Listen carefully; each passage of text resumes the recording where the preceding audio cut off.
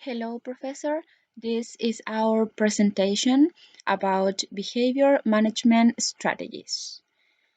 We are Marcela Palma and Joaquín Barrueto. An issue that most teachers have to face in a classroom is behavior problems. Often this means an increment in stress level in both teachers and students. It also interrupted the flow of the lesson, the learning objectives, and the process of learning.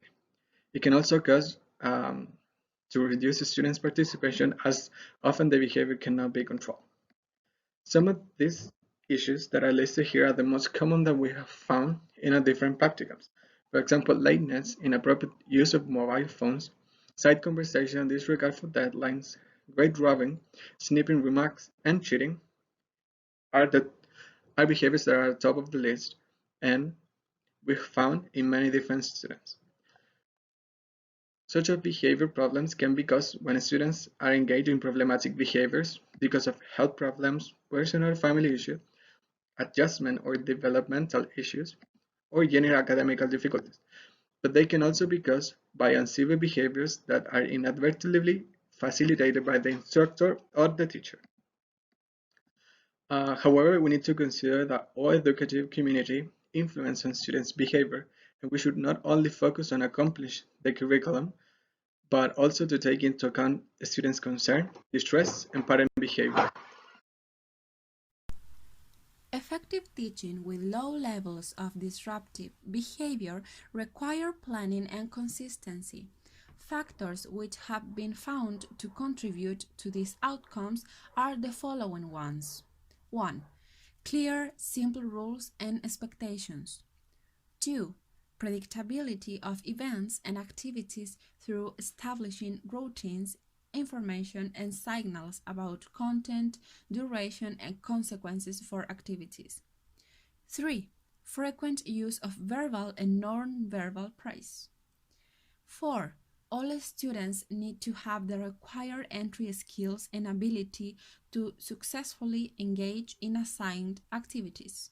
Participation and learning can follow successful and encouragement to sustain activity. And finally, opportunities to respond and participate in classroom activities, to use the materials and to respond must be inclusive of all children in the class. As mentioned before, planning is an important element in avoiding behavioral problems, as well as increased engagement of all students.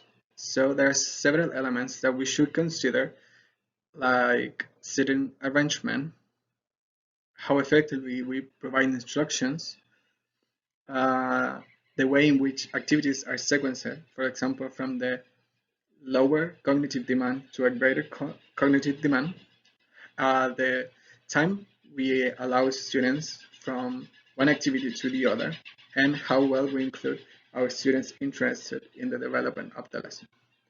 All this aspect will influence students' participation and may affect some of the behavior in the classroom. Because low-level disruption can be a potential beginning path for more problematic classroom behaviors, interventions focusing on the whole class can be more effective than targeting individuals. For instance, there are token economies, prizes, competitions such as the good behavior game, noise reduction programs, and use of rules and signaling. All of these interventions have the purpose of increasing appropriate behaviors. This is one of the activities that we found very helpful to control behavior in a classroom.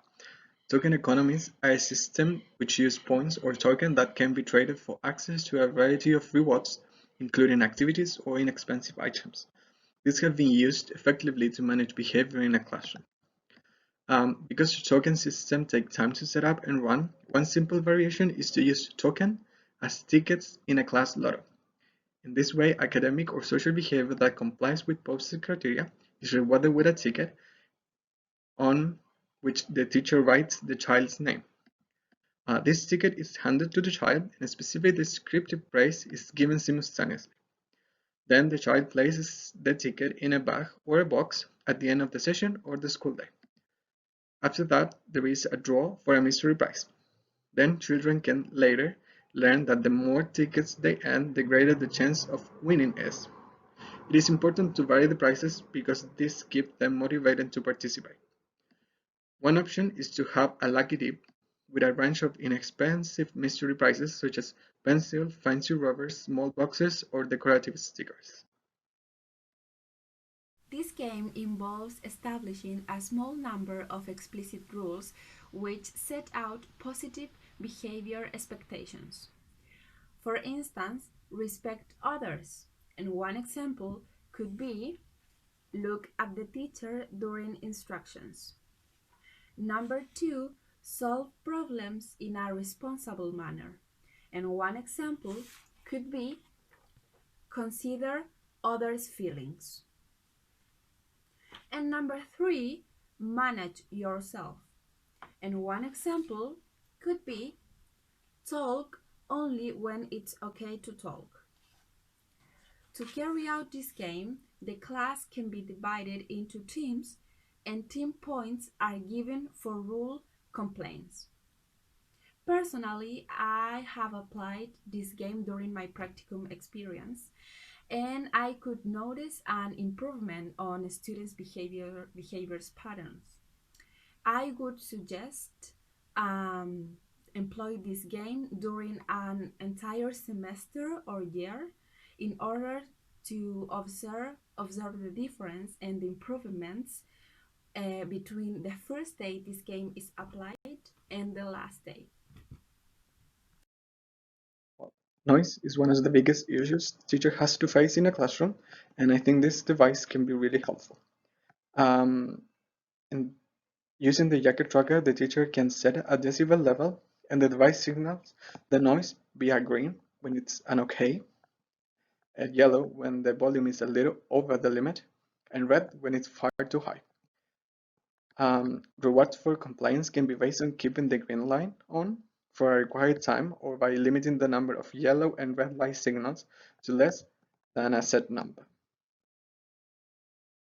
We can conclude that the use of positive reinforcement is essential to encourage and maintain appropriate behavior and academic learning. Besides, teachers must take into account that the intrinsic value of activities is taught through effective teaching of skills, allowing students to access and enjoy the activity at the same time. Positive relationship building, effective instructional methods, simple, clear classroom rules, and a strong educative focus are the most important elements on attending students' behaviors. This is the academic paper we used to support our presentation.